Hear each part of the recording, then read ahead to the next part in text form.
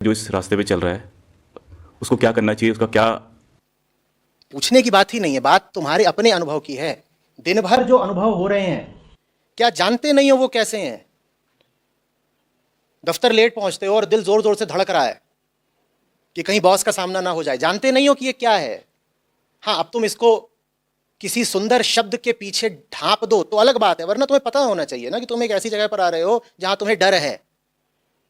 और अगर ये नहीं पता वाकई कि जीवन कैसा चल रहा है, तो कोई गुरु, कोई ग्रंथ, कोई अध्यात्म मदद नहीं कर सकता। देखिए, शुरुआत वहां से होती है जहां सबसे पहले आप कहें कि आपको समस्या है। आप अगर कह रहे हैं कि आपको पता ही नहीं है कि समस्या है भी कि नहीं, तो कोई शुरुआत कैसे होगी? अगर ठीक ही चल रहा है सब तो चलने दो भाई, क्यों उसको छेड़ते हो? और ठीक नहीं चल रहा तो उसे चलने क्यों देते हो? इतना इजी होता तो फिर इतनी जरूरत ही नहीं थी सबकी। इतना ही इजी है। समस्या पता ना होने की नहीं है। समस्या है, वो हमें पता है, उसका सोल्यूशन निकल नहीं पा रहा है, समस्या वो बात मान है। कहां रहे हो समस्या को? समस्या को ही अगर अपनी उपलब्धि मान रहे हो तो समस्या का समाधान कभी होगा क्या? तुम्हारी जिंदगी की जो बड़ी से बड़ी समस्याएं हैं, देखो कि उसमें से कितनी संयोगवश आई हैं और कितनी तुम्हारी उपलब्धियां हैं जो तुमने कोशिश कर करके कमाई हैं। जहां तुम बहुत हर्षाए थे जब जीत गए थे और पा लिया था कि ये देखो, बैंड बाजे के साथ मैं समस्या लेके आया हूं। अब कैसे मानोगे कि वो समस्या है? तो फिर कहते हो कि नहीं, परेशान तो हूं पर समस्या समझ नहीं आ रही।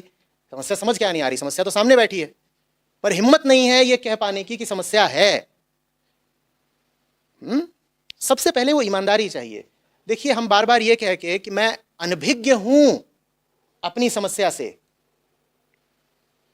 अपने लिए बचने का बहाना तैयार कर लेते हैं। हम अनभिज्ञ नहीं हैं।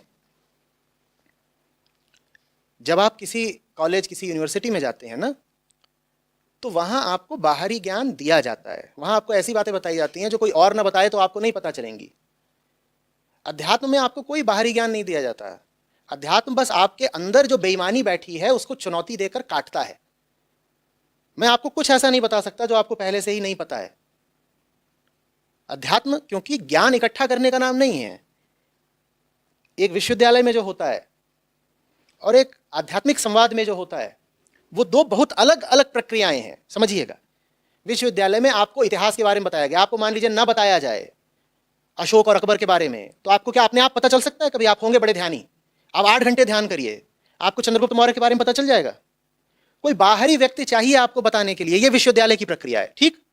अध्यात्म की प्रक्रिया बिल्कुल दूसरी है। मेरे सामने बैठेंगे, मेरे पास कुछ नहीं है आपको बताने को, किसी ग्रंथ के पास कुछ नहीं है आपको बताने को।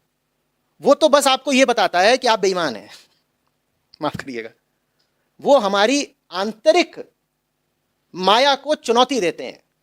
वो हमसे बड़े निर्मम सवाल करते हैं ताकि हम ये दावा ना कर पाए कि देखो हमारे साथ तो जो हो रहा है अनजाने में हो रहा है। अध्यात्म आपको बताता है जो हो रहा है अनजाने में नहीं हो रहा है, आप खुद कर रहे हैं।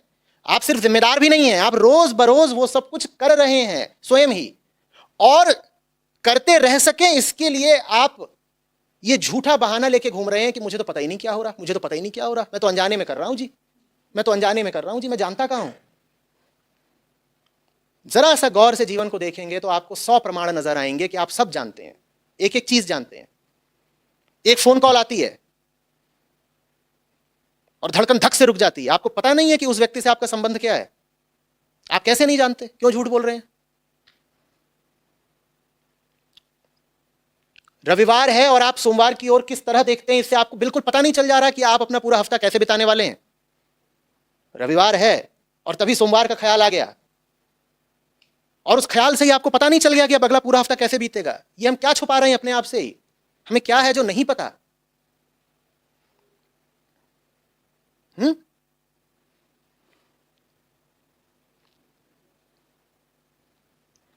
फ्रॉयड ने तो इस चीज को और ज्यादा स्थूल कर दिया था। वहां फ्राइडियन स्लिप ऑफ टंग चलता है, फ्राइडियन स्लिप्स बोलते हैं। उसमें होता है कि आप जो बोल रहे हैं ना, कई बार बोल कुछ और रहे होते हैं, शब्द कुछ और निकल जाता है, होता है ना। कह रहे उससे ही इतना कुछ पता चल जाता है कि आप कौन हैं और क्या सोच रहे हैं और क्या चाह रहे हैं।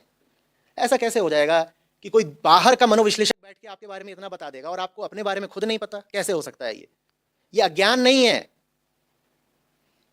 ये अधर्म है। दोनों में अंतर होता है।